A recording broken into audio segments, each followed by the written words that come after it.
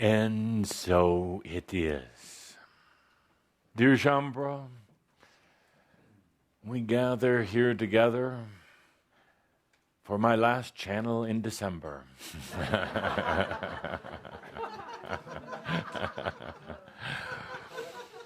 I see that the humans are already planning my schedule. Tobias's last trip to Israel, Tobias's last trip to Australia, Tobias's December to remember. I'm coming back to live. I'm not going out to die, you understand. Indeed, it is true that I'm choosing to devote my energy in a different way, through the one that I call Sam. Not to do it through these channels, but to come back with you into this incredible place called Earth, to walk with humans once again, to laugh with humans, to enjoy the music that only humans can do. I'm not leaving, I'm coming back. Instead of a farewell party, give me a birthing. Bring me back, Shambra. Don't send me away. One of the things that I will do through Sam is I'll write a few books. I've been keeping notes. Hopefully I'll remember when I get back into the human condition. But I've been keeping notes. The odd and amazing things humans do and ways they try to justify them. And you're not laughing. It's a book about you, actually. Humans are so dearly loved by those in your angelic families, so dearly loved by those who work with you, so dearly loved by all of the beings in all of the many dimensions, because you set up some of the most difficult and challenging conditions. You set up the biggest games, the greatest illusions, the deepest delusions, and then you go play in them. And what an amazing thing. Oh, not a bad thing at all. A thing of lessons and experiences and growth. You can't find these opportunities in the other realms. You can't listen to music like you just were feeling the music just a moment ago, like that in the other realms. You can't go through this deep inner search, the search for your authenticity and your originality, like you can as a human on any other realm, only here, only on Earth. There's still this overlay of punishment and guilt, still this influence of religions of the old that portrayed this journey to Earth as some sort of punishment, or if nothing else, some sort of bad turn on a dark night in the sky-lit heavens, and you ended up here. It's not about that at all. In order to understand who you really are and this God within, you have to go to the depths. Sometimes the most difficult, sometimes the parts that are the most challenging. So, dear Shambra, it is a credit to you. It is an honor to you. That is why we bring in others. We bring in guests like Carl Jung, who comes back again this month and will be with us for several more months. For he's truly fascinated from his perspective now on our side of this human condition, the human psyche. He's particularly fascinated about this thing called consciousness. He's seeing it in a whole different way than what he used to experience it when he was on Earth.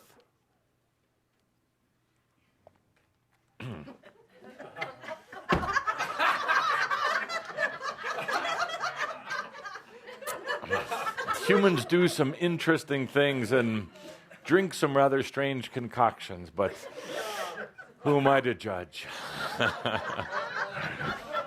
I would like the other one that you have sitting there. We'll test this out, and I'm going to ask a few of our guests to come and to taste it with us now. This is what humans drink. This is popular. You can find it anywhere on earth. I'm talking to our guest today. This is one of their cherished and sacred beverages. You see, it bubbles. It tingles. It goes into your stomach and continues to bubble and tingle. And for hours and bubbles and tingles. And this is what humans enjoy. Don't ask me. So, dear Shambra, history is being rewritten. But the history is new. It starts now. It's being written in a whole new way, and not by those who are considered the ones getting the publicity, the ones in the news, but history of the human journey is being written right now by you and by others who are opening consciousness. The history is going beyond the nuts and the bolts, going beyond the facts and the figures. It's going beyond who were the rich and who were the powerful. The history in this new energy is about consciousness. It's about melding the human self with the divine, about changing the very fabric of consciousness on earth. And it's being done right now. You're an intricate part of it. The work you are doing in understanding your own consciousness. You are diving into some of the deepest areas right now. And yes, we know it can appear to be challenging. And it can appear to be difficult. And as one of you is thinking very loudly right now, it can appear to suck.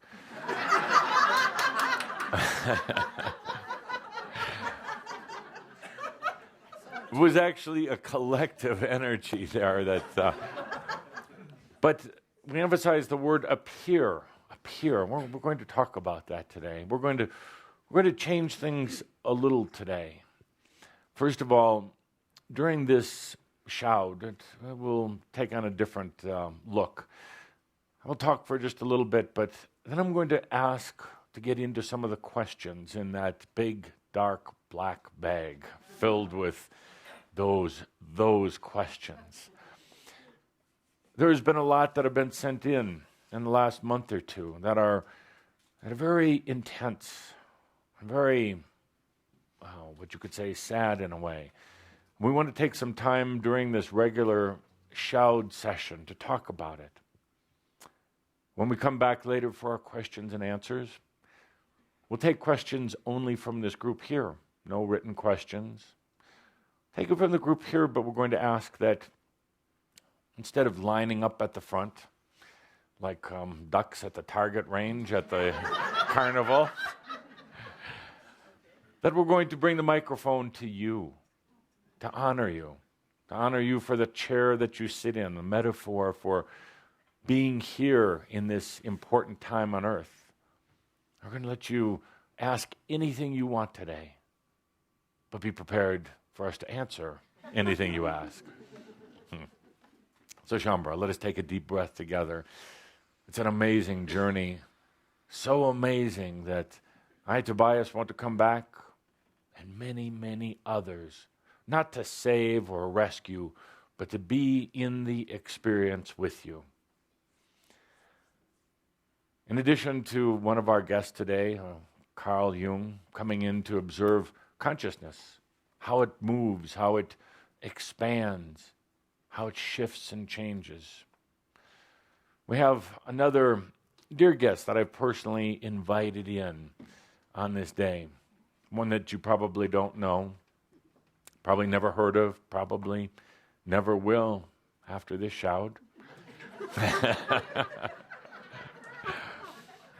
This isn't a big name in the angelic realm, not an archangel, just a regular common angel. Angel's name is Shez.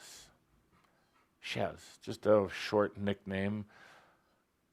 And Shez is neither male or female, but I'll reference Shez today as feminine because she has never been to Earth before, has never taken on a physical body. Will be one of these years soon enough. But right now, Shez is in service, as many, many angelic beings are. She operates very, very close to the earth realms. She's gone through considerable training of how to be a guardian angel, a spirit guide, some of you have called this type of being. Most of the spirit guides have never been to earth before. Their job isn't to answer the questions. Their job isn't to pave the path for you, because it would defeat the entire purpose of your journey. But the job of one of these human angel assistants, the acronym being HAA, human angel, human angel assistants, we'll take the bubbly. Oh, okay. There you go. The bubbly, thank you. That's Coke, though. That's not Pepsi. Are you okay with that?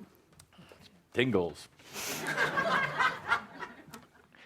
The job of the human angel assistants is to help to maintain a balance of consciousness and energy, help to maintain what some of you have experienced before in your work. We call it a golden cord versus the silver cord that would connect you to other dimensional parts of yourself. The golden cord is something that the human angel assistants help to maintain for the humans who are on earth so they don't get completely lost, so that there is always the angelic presence surrounding them, so that they know that they are never alone and that they are truly loved. Because without the presence of a guardian angel or angel assistant, for most humans, they would find it excruciatingly difficult, dark and depressing. They would feel that they have lost touch with everything on a higher angelic realm. So these human angel assistants are trained in how to help maintain an energetic space between the human, their divine, the angelic realms, and what you would call a non-physical reality. You've all had them before. You've called them spirit guides or guardian angels. You've felt their presence at some of your darkest moments, when you felt a failure as a human, when you felt rejected by ones you had loved, when you felt rejected by your parents or others. Some of your very darkest moments when you've been crying out to Spirit, when you've been saying prayers to the great unknown, as we call it, God. These are the ones whose presence that you'll feel, not necessarily because they come any closer, but because you're more open at that point. You're at a different level of consciousness. The human level is in a point of despair and agony. But you're also at a more open level. You've had to go out of your mind. You've had to reach yourself out. And this is where you can particularly feel the essence of the guardian angels. Nearly every human on earth has one. Some have more than one, but generally never more than 4. You, Shamba, right now made a conscious choice a number of years ago to release your guardian angels, to release your spirit guides. You knew it was time for you to take ownership and responsibility of your own self, to cut the golden cord so that you could embody yourself, your spirit, and your divine from within, from right here. To take off those spiritual training wheels and to really let yourself experience life on your own. When you let go of that golden cord and bid your thanks to your human angel assistants, it was difficult. It left a void. Part of you wondered if you could go on. Part of you felt like you had absolutely been abandoned, even though it was your choice. We think we could get addicted to this. I'm going to write a book also as Sam, 101 Great Reasons to Come Back to Earth, even when you thought you were going to ascend. So dear Shaumbra, everyone has one, and our dear friend Ches comes in today, not a well-known angel. Ches has a responsibility to a human, a woman in her 40s, living in Europe by the name of Rebecca, and it actually is her real name. Ches has to observe and be there in spirit, helping to maintain that balance for dear Rebecca. For otherwise, Rebecca, her aspect, her human self, may get lost, may get totally lost. So it is interesting, the work of these human angel assistants. They're not there to judge at all. There's been days when Rebecca has done some, what you might consider really stupid things. Really, really stupid. There was a day not so long ago where Rebecca got so angry at a coworker of hers that she deliberately gossiped about her. She deliberately set her coworker up to get in trouble, which the coworker did, and the coworker ended up getting fired. Now, you would think that the guardian angel, that Ches, would say, Rebecca, this is a wrong thing to do, but the guardian angels don't do that at all. They're there to love and accept no matter what. Granted, they are also learning because guardian angels are preparing to come to earth themselves. So through their compassion, through their constant love, they're also learning some of the qualities, some of the most brilliant qualities that they want to embody when they come to earth. So Ches has to be there for Rebecca when she absolutely hates herself, for things that she does, for overeating. She overeats, and oftentimes she makes herself get sick afterwards. Ches can't say, Rebecca, don't do this. Ches has to be there in total love.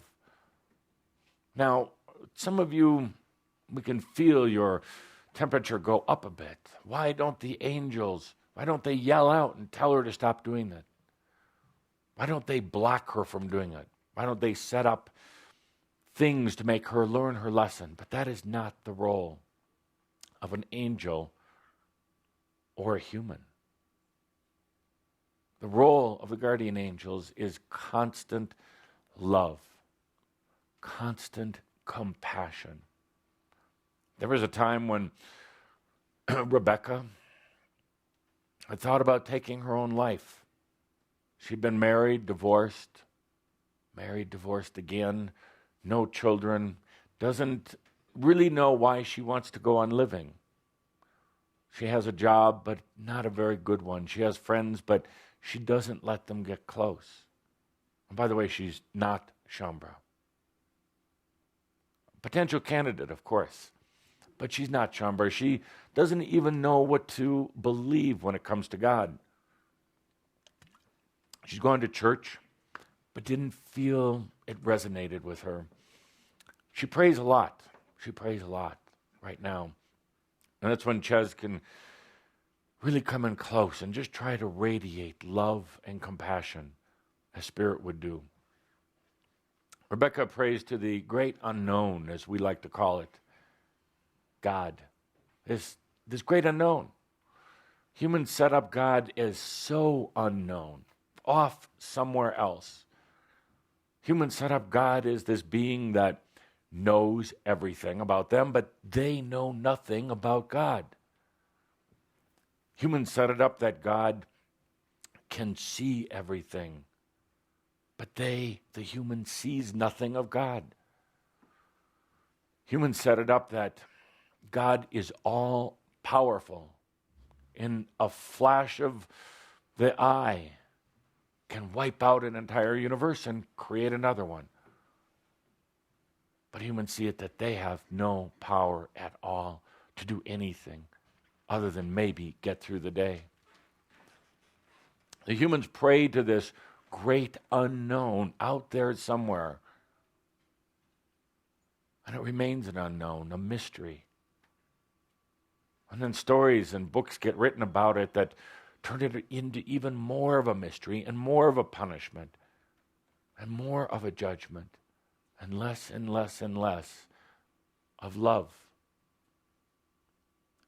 That is why it has been so important for the guardian angels to be there, to radiate this love, to radiate this compassion, to be there for humans no matter what. Even when they're thinking about taking their own lives or the life of another. You realize that there are guardian angels for ones who are about to kill another human. Terrorists, they have guardian angels. Guardian angels don't have a preference for religion or any belief system. That's not their job. They're not there to tell a terrorist not to do something. And they're actually not there to warn other humans to be careful or cautious that there could be a terrorist situation. So often when something in the world happens, like the recent activities in Mumbai, India, we get a lot of, celestial email from the humans. Not directed at anybody in particular, but saying, why do you allow this to happen? Why does God allow this to happen? Because we love you. Because God loves you. That's why. We don't interfere. We don't choose or want to interfere. We want to be there in love and compassion. You know, wars have been going on Earth ever since the time of Atlantis. Wars have been a way of dealing with issues. Wars have been a way of, strange way of learning. And perhaps we're in an era now where the consciousness is high enough where we can go beyond wars. But in spite of the wars and the suffering and any of the other difficult conditions, life goes on. And it's not just one life that you or that other humans have. It's many, many lives. There is no true death. There is no true pain or suffering, although it's hard to tell a human that. It goes on. It continues to evolve. And happily to say that, that the human condition and the human consciousness continue to raise, continue to expand. We know that there are days when you say, it looks like we're going backwards. You get these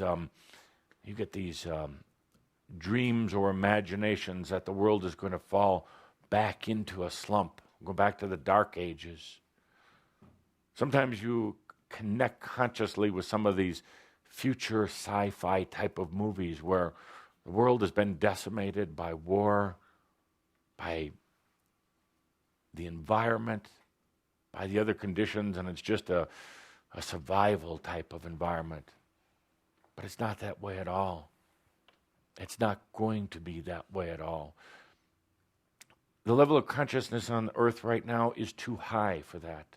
It's not going to go backwards. There are humans like you, Shambra, and other humans who don't call themselves Shambra, but might have an affiliation with another type of group or just by themselves, that have brought up the level of consciousness on earth to where it can't go back to dark ages.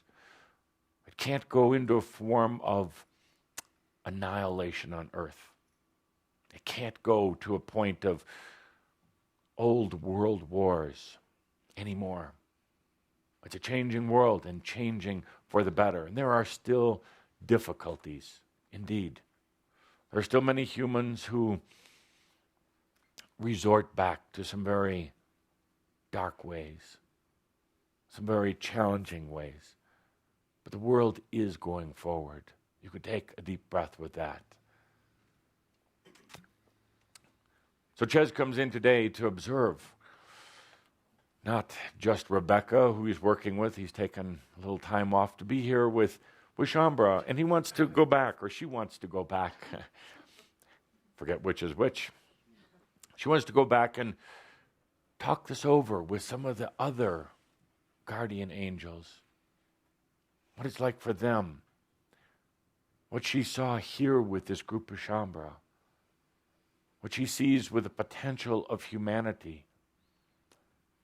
So we're asking you to invite in and actually honor not just Ches, but all of the guardian angels who are working across earth right now, who are there in total love and compassion for the humans, no matter what they choose to do, no matter what they choose to do.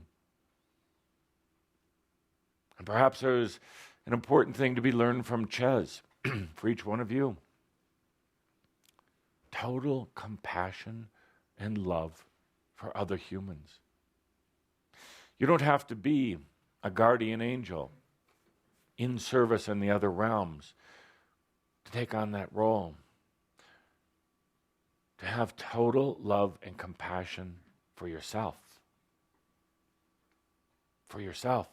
Just imagine, you used to have guardian angels or spirit guides not so long ago. They loved you unconditionally. Imagine now using that as a standard for yourself. Totally loving yourself. Not the kind of love or the conditional love that you tend to have. You can love yourself on the good days, loathe yourself on the bad days. No, we're talking about that same purity that the guardian angels have had for you. And then just imagine for a moment, having that same compassion in your everyday life for other humans. Total love, total compassion. That means not trying to change them and not feeling sorry for them.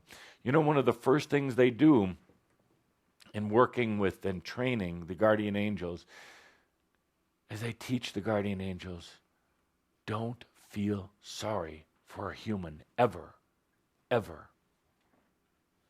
Tough lesson. It's a little bit different because these angelic beings haven't been to earth before, so they don't have some of the overlays that you do.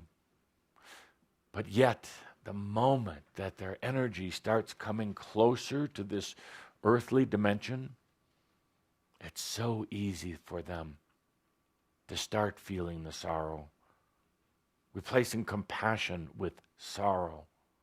But does that really do a human good? How would you like it if your guardian angels had just felt sorry for you? Wouldn't you feel like a bit of a failure if you could feel that energy around you feeling, I really feel sorry for Mary? Wouldn't that be an awful thing to wake up to in the morning and feel around you all day long? Maybe not. Maybe not. We'll talk about that in just a moment. So, Shambra, you are the standards. You are the human angels on earth right now. Can you imagine having that level of compassion and love for another human That you're just going to love them and accept them?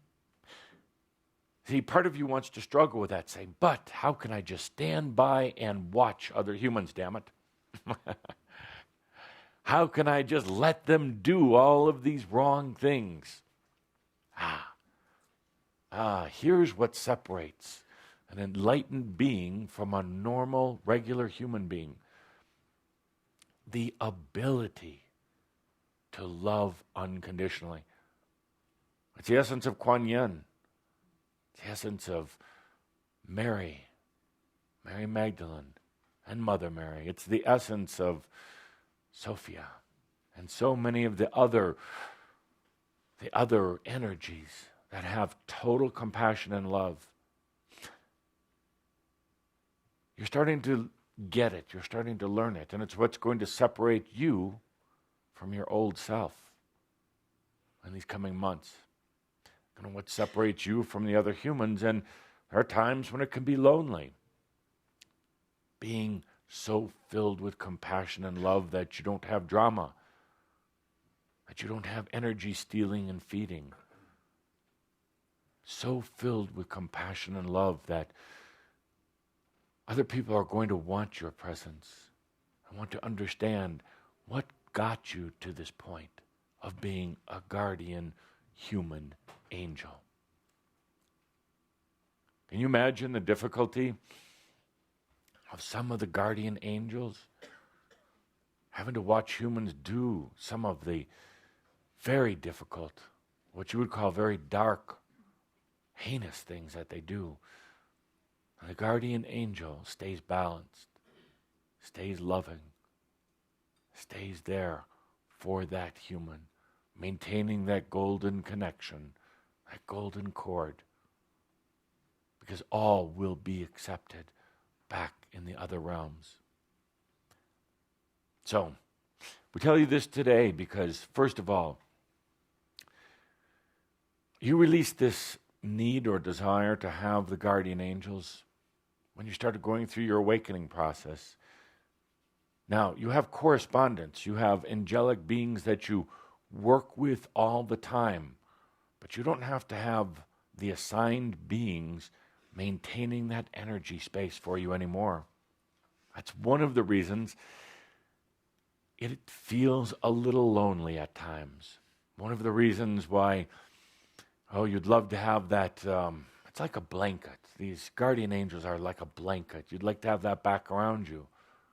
But you also know that you're maturing in your consciousness. It's time to let go of that blanket. So, moving on.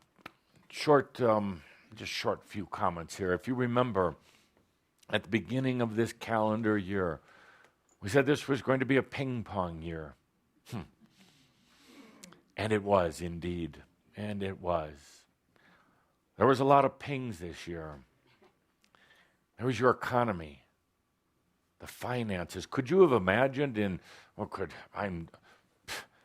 I know that Caldera would have blocked back in January, if we said the Dow Jones is going to go down below 8,000 before the end of the year. He would have panicked. He would have run out and done panicky things, and many of the rest of you would have also dug underground shelters, preparing for the end of the earth. And if we had told you the biggest investment houses in the world would cease to exist, wiped off the face of the earth by the end of 2008, you'd have surely gone into panic. You would have tried to build some spaceship and eject yourself off of Earth because you figured it would have be coming to an end.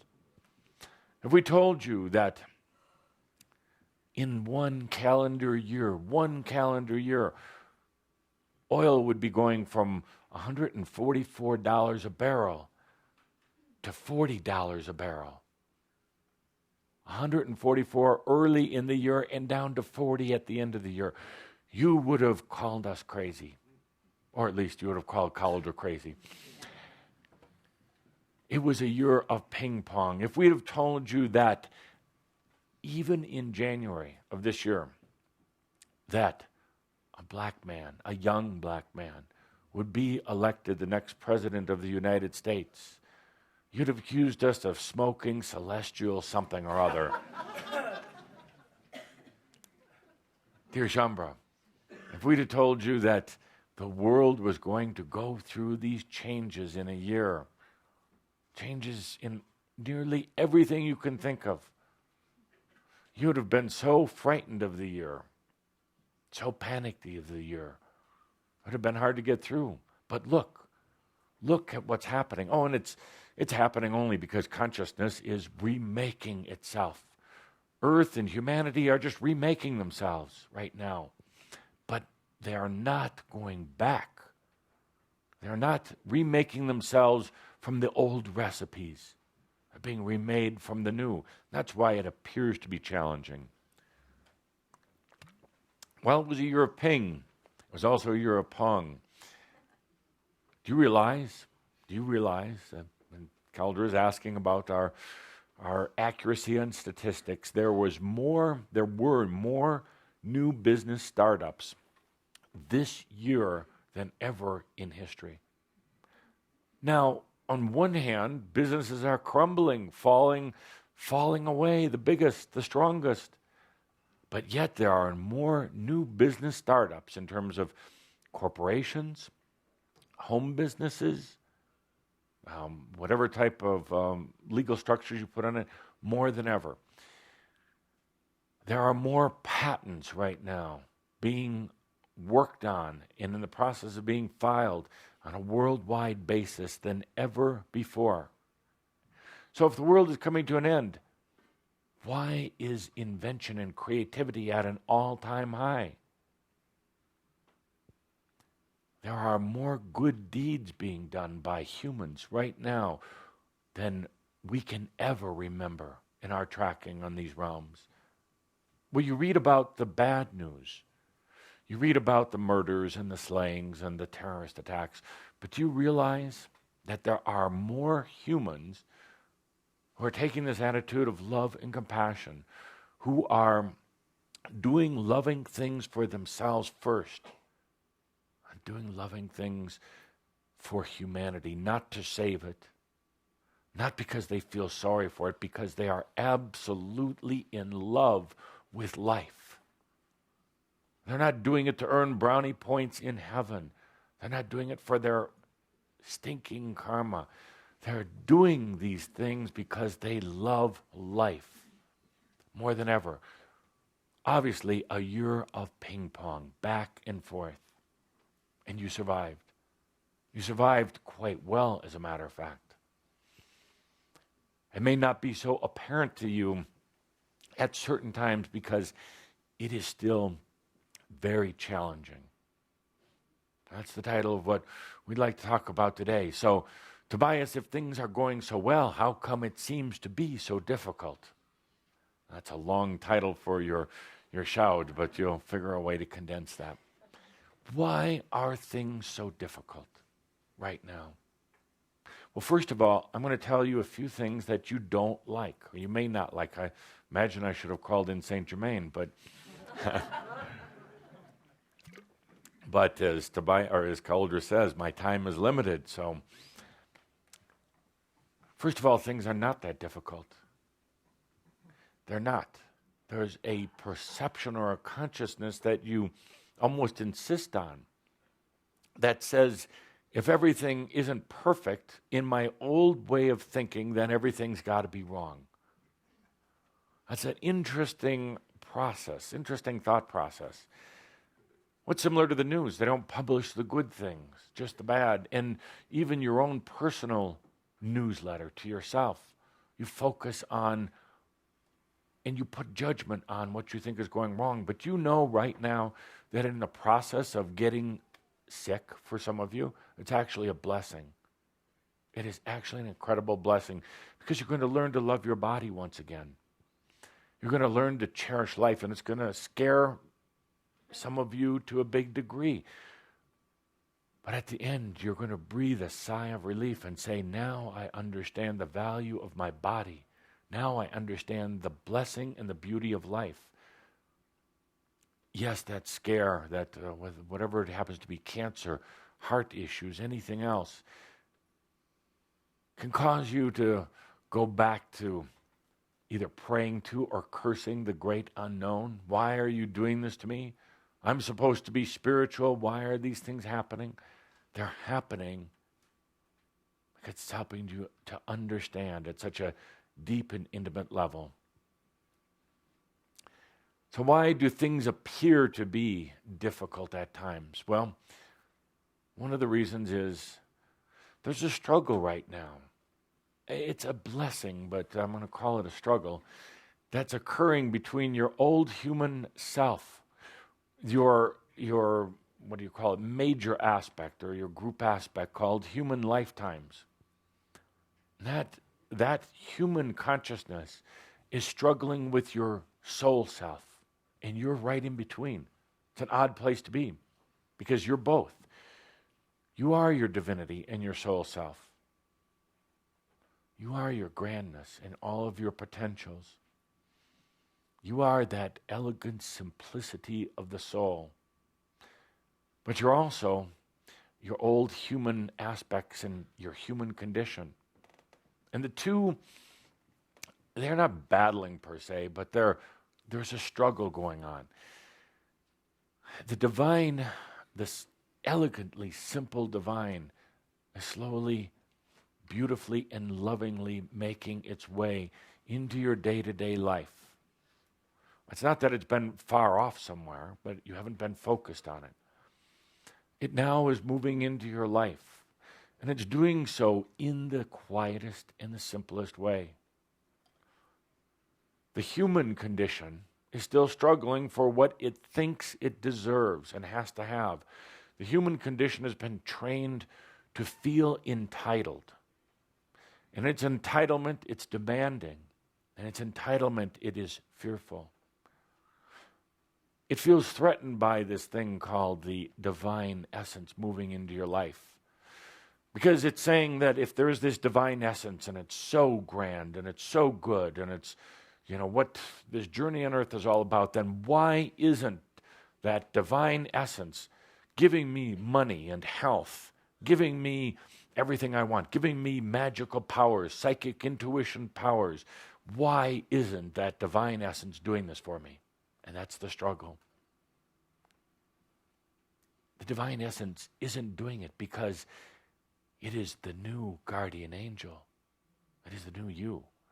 A guardian angel, even if it's your soul, never interferes. It just loves, and it just has compassion. And because this time it's you, not some other angel, because it's yourself, it is fulfilling unto itself. Ultimately, there are no needs, there are no wants or desires, but human condition over here is feeling entitled, is feeling that it better have all of these things. And now you got this conflict going on. So what are you going to do? Who are you going to side with? Are you going to try to arbitrate between your soul and your old entitled human aspects, your fearful human aspects? Absolutely not. Let them work it out. Stand behind the short wall and absolutely let them work it out. Do you know why? Very simple. Otherwise, your human aspects, your human entitlement is going to start twisting you and manipulating you to get what it wants. You trained it. It knows how to work you. And it's going to start playing on your desire for your own spirituality and your own God self. It's going to get you right in the middle. You don't want to be there. In a true sense of trust, you step back. Your human selves, your entitlement self, and your divine essence, let them work it out. Let that entitled human, that fearful human, feel the essence of your divine without having to be the negotiator, without having to try to pacify or placate your human condition. Trust yourself enough that it is in divine order of yourself that these two will meet and these two will meld. And it's not going to be war. It's not going to be chaos. What's happening in your life right now is you're trying to do a balancing act. That's what is getting you tired. You're trying to balance your human needs, your human fears, your human desires with your spiritual needs and desires. This is something that Jung is particularly interested in. Because when your spiritual desires awaken, your spiritual desire to return to yourself, what happens in this whole dynamic between the old, highly trained, sometimes pathetic and pitiful human condition and the divine? So that's why we're saying stand back, trust the process, and watch what happens. When this happens, this is when you have the triumphant discoveries. Remember we talked in our first session of this calendar year about this is the year of triumphant discovery. Many of you are going, triumphant? I don't think so. Discovery? No way. I'm going to ask you to look at one thing. First of all, what do we mean by a triumphant discovery? Did you think you were going to find a castle with a throne in it so you can continue with your human entitlement syndrome? What you discovered, your triumphant discovery, what we were alluding to earlier this year, was originality. Originality. We'll get back to that in just a moment. Let you ponder that for a bit. So you say, Tobias, why is it so difficult? We're supposed to be enlightened, and you talk about the New Age and talk about the quantum leap. Why is it so damn difficult? Point number 2, people around you. People around you. Now, it's not their fault, it's yours. You let them. You take their problems as your own. You take their drama and you swim in it.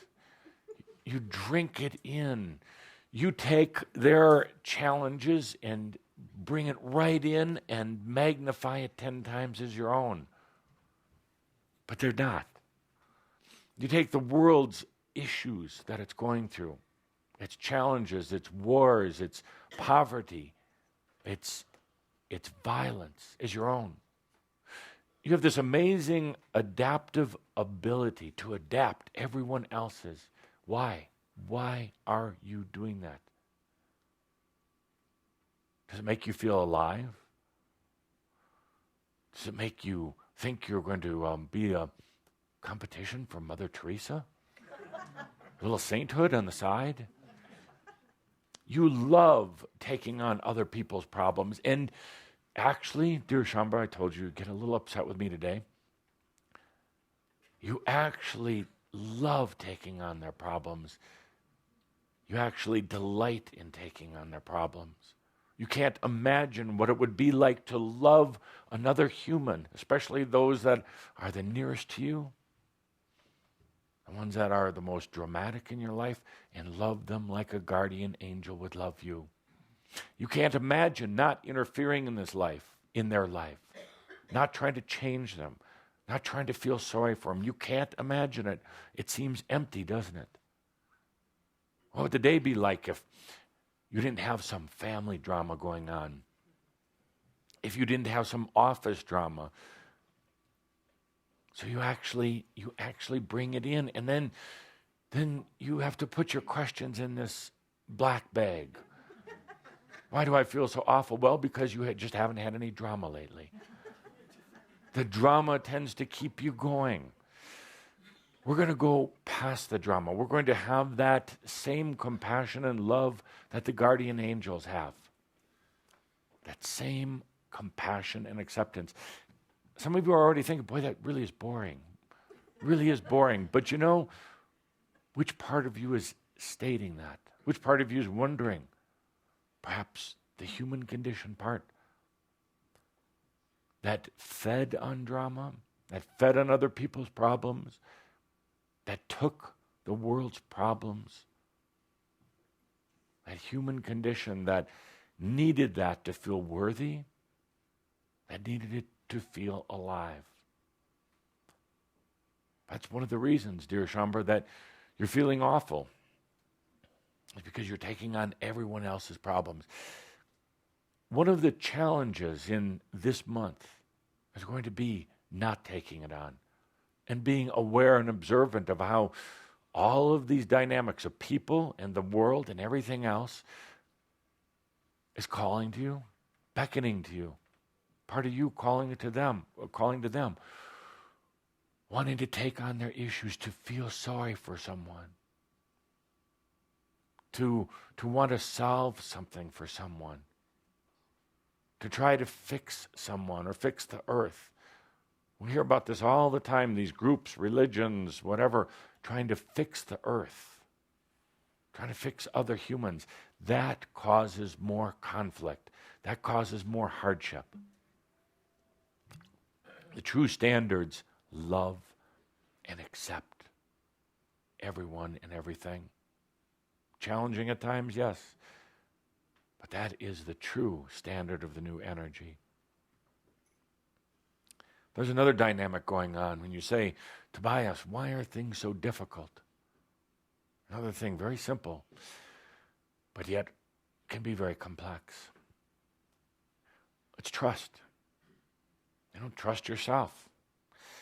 And it's not reason to be upset with yourself. It's totally understandable. But there's a lack of trust. That lack of trust keeps you from doing things, keeps you from trying things. Lack of trust keeps you very small in a prison of consciousness. You're looking for things outside of you to establish the trust within you. It doesn't work that way. The true trust in yourself is a quantum leap of personal consciousness. Many of you try to trust yourself, but you've already determined what the outcome needs to look like in order for you to trust who you are.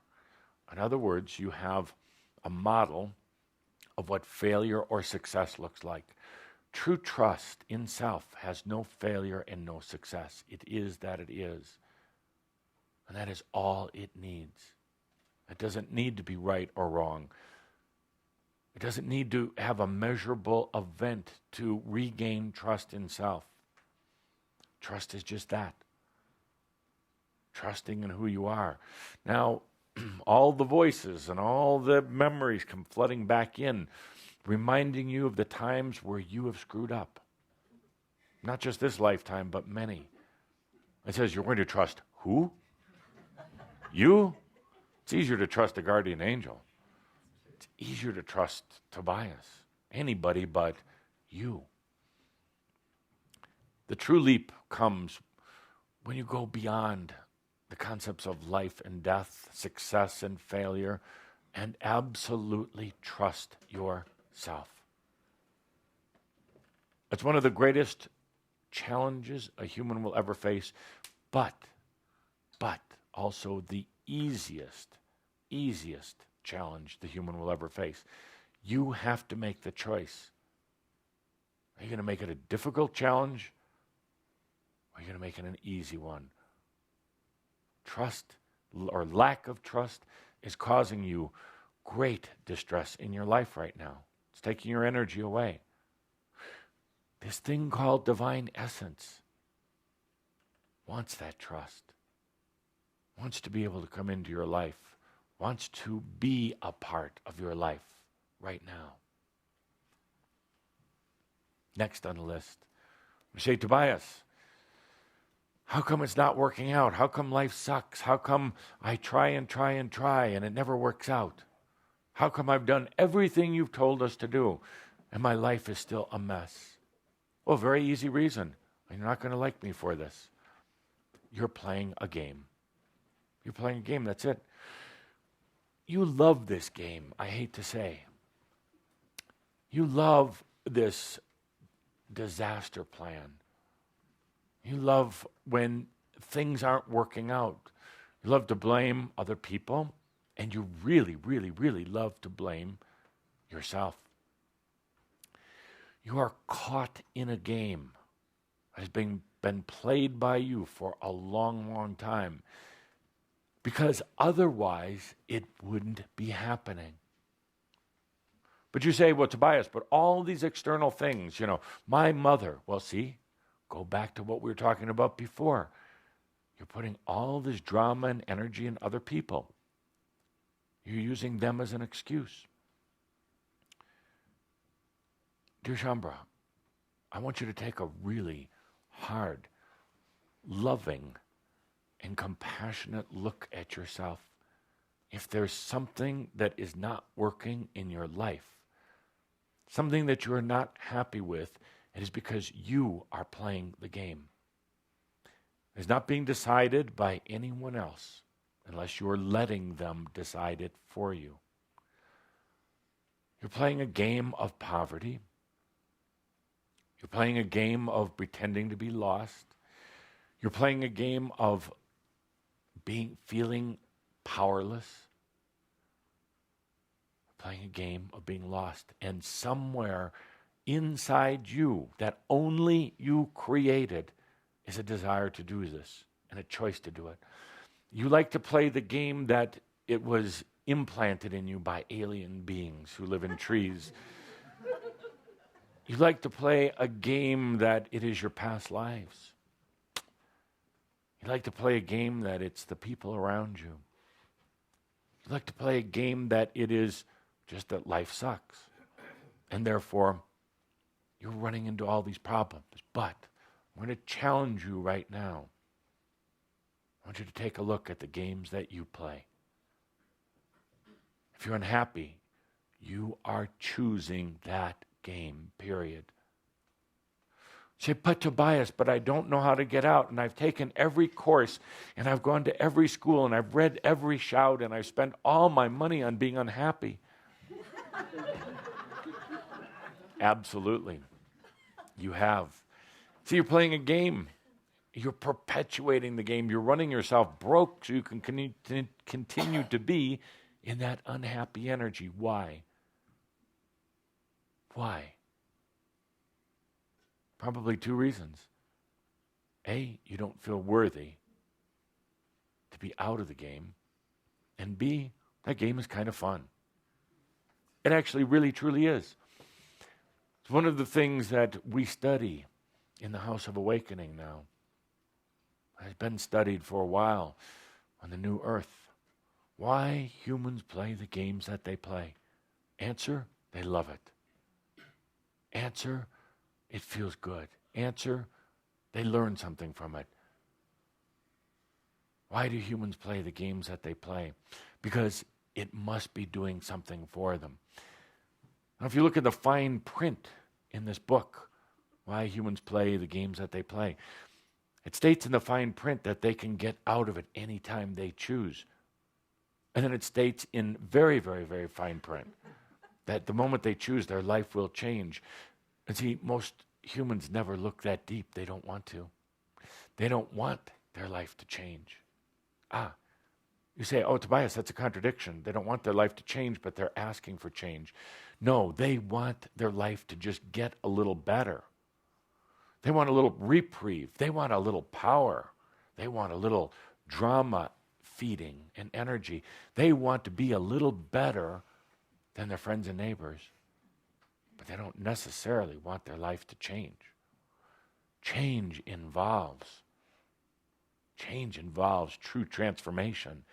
And how many humans are really ready for true transformation?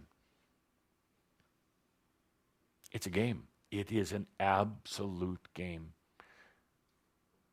If you're not happy with where you live, or what you are doing, or who you're with, you're choosing a game.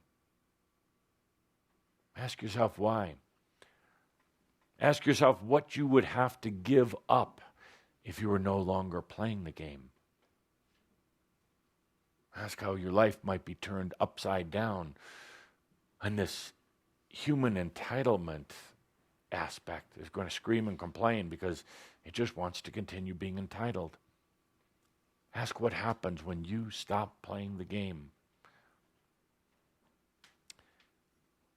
Two very important points, dear Shambra. As you go forward into this next year, we're going to give a briefing in our next shout about our predictions for 2009, but two very important points to contemplate, to feel, and to breathe in the rest of this month. Being original and being authentic. Being original means being original. Stop relying on what you've done in the past or what other people have done to create the template for your life. Original means new, never been done before. Original means coming from deep inside of you, your creativity, your uniqueness, your oneness with self. One of the things that Chez and the other angels talk about is how humans are copycats. They copy from each other and they copy from themselves. So they create a road that looks like the road that they had yesterday and the road that they had the day before. And that's the result of copying. The road will always look the same. Tomorrow's road is today's because humans copy. It's safer. It's safer to just copy something. Oh, yes, you might paint it a little bit different color or give it a little bit different name, but you copy. Now, it's not to say everything in your life has to be original, but start putting originality into your life, please. Something that comes from you and only you. Something you say, well, how will I know? Because it feels like you. It feels original. It gives you excitement. Copying diminishes the excitement and enthusiasm of the particular event or creation. That's a mouthful. But it means that when you copy, how can there be this life flowing, expanding energy? You're just copying. You're playing it safe. I'm going to challenge you. You with good lives, you with sucky lives. I'm going to challenge you to be original. Do something original. Does it mean bizarre? Perhaps, but it doesn't have to be. It means coming from you. This is the voice and the energy and the consciousness of your divine. And it wants to play, not games, but it wants to play in life with you. By being original, you're bringing up this elegant, simple energy into your life. Be authentic. Be authentic. The overlays on earth right now have it so it's so hard to even remember what authentic is. It means true to you, true to your feelings. So many of the feelings of humans are whitewashed or buried. You're taught how to say things so it's diluted, so that nobody gets offended or angry. You play it safe. But that's not authentic. You know, if you don't like someone, you can tell them that. You really can. If you are tired and you want to leave, you can say that. Now, some of you, this is going to be excruciatingly difficult because most humans are actually people pleasers. It's how they learn about themselves. If other people like me, then I can like myself. When you start getting that authentic, that doesn't mean cruel. You see, right away, the mind slips into this thing, says, well, if I'm authentic, obviously I'm going to piss people off. Actually, not. They're going to respect your authenticity. They're going to respect the voice that is no longer filtered by overlays, by shoulds and shouldn'ts, by the way you have to appropriately state something. They're going to feel that resonance coming from the authentic you. Authenticity is being clear. It's difficult to be clear when you're in human form. Actually, the training right now, the overlays on earth are to be unclear. You realize if you take a look at everything from laws to entertainment and communications, from religion and just about everything else, the intent is to be unclear. No clarity at all. It leaves humans in that kind of numb state, that hypnotic overlay state. Once you start being authentic, people are going to feel that. And they may not like it right away, but it doesn't matter. You're not here to be liked by others, not in the old way you used to do it. Being authentic means speaking your divine, speaking your clarity, your truth. Stop trying to pick and choose the words. Ches is absolutely amazed at how Rebecca continually baffles herself by constantly trying to say the right thing, what is supposedly right. So therefore, the messages, the clarity of her communications are diluted. And when you are diluted in your communications with others, they're going to dilute their communications back to you. And pretty soon, everything sounds like a drone. And you're really not hearing anymore. Everything's like, rah, rah, rah, rah, rah. There's no clarity because there's no authenticity. Be original, be authentic. Now, I'm going to ask Linda to...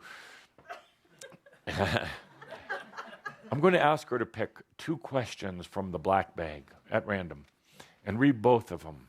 At random? Relatively random. And read both of them before we answer. Water? What are you looking for? Water. Thank Or you. some of that fizzy. It's gone. It was mine, but I shared it with you.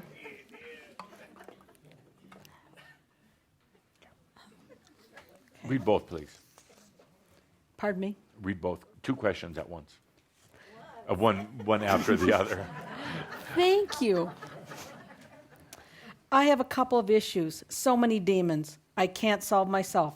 The biggest one is, how do you find out what you're supposed to do? I've asked, begged, prayed, affirmed, declared, but can't hear the answers. I'm too old to make mistakes now and too old to have no real job, no real skills, no money. I look around and there's nothing out there I really want to do every day of my life. None of the old energy jobs attract me, but I'm no healer or channeler. Another one that keeps me awake. Should I stay here or go back to my country where my earth family is? I feel so alone here. Lovely question. Second? Okay.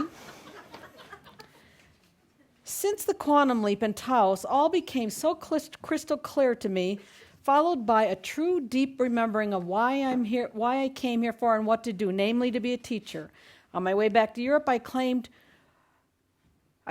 who am only to learn that there was just zero understanding, neither from my boyfriend and business partner nor friends, quite on the contrary.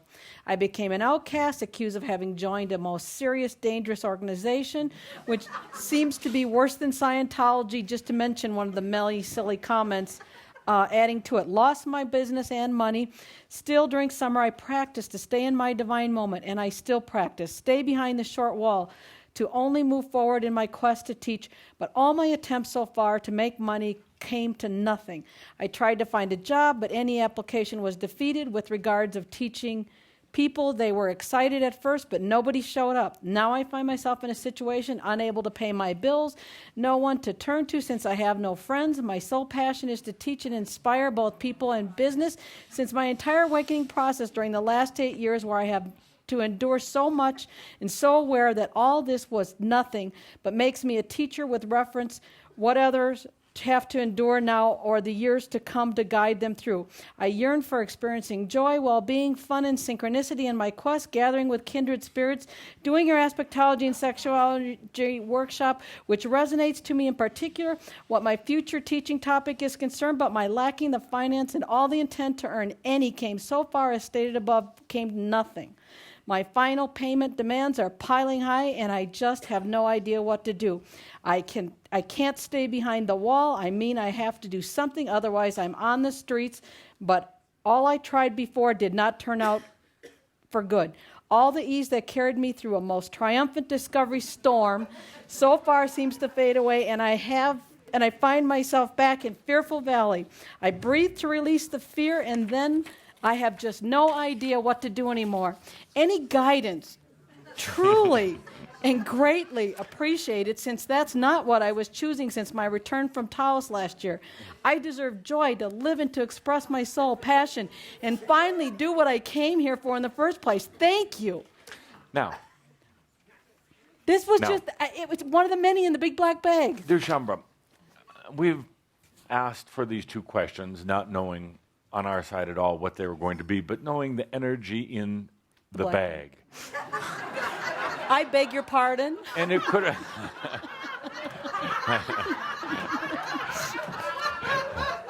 It could have been any two questions. Well, we could ask for two more, but the point is well proved. We could read all of the questions. And dear Shambra, not to try to be offensive, but might be a bit of a slap on the face for some of you. Can you hear in those questions, and the others just like them, exactly what we just talked about? Drama, games, other people, on and on, long stories, lack of communications, on and on and on and on. The two who wrote the letters, and the others who have written similar ones in the bags, and you who are sitting here and listening today, you who are watching in, the letters you have written in your minds that are similar to this, they are games.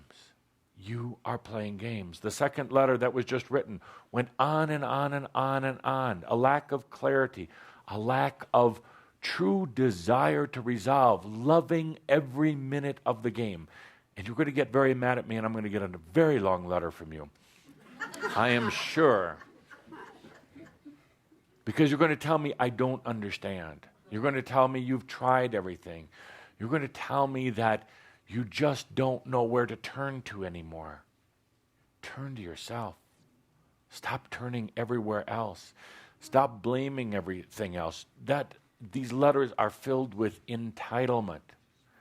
These letters are filled with blaming other people or bringing on other people's misery into your life. Letters are filled with drama. The letters, at the end of the day, every one of them in that bag, are filled with games. Filled with games. Now, we're going to do everyone who wrote the letter a favor. We're going to burn them in the fireplace later today. And hopefully you consciously burn them as well. I'm going to ask every one of you, because none of you are exempt. None of you are exempt. You're all writing letters, whether you do it on a computer, in longhand, or just in your mind. Why me? Why me letters? Why me? Why am I getting the short of the end of the stick? Why me? I asked for divinity and all I get was a bad life. Why me? Why are all these other people making my life miserable? Because of the games. I say that in true love and true compassion, and true observation. There's something inside of you that's choosing it and picking it and making it a reality. It's perhaps tough medicine to swallow for any of you who are having difficulty right now. I ask you, why then are you playing the game? And what would it look like if you stopped playing? We'll come back later if you choose to ask any more questions. And so it is.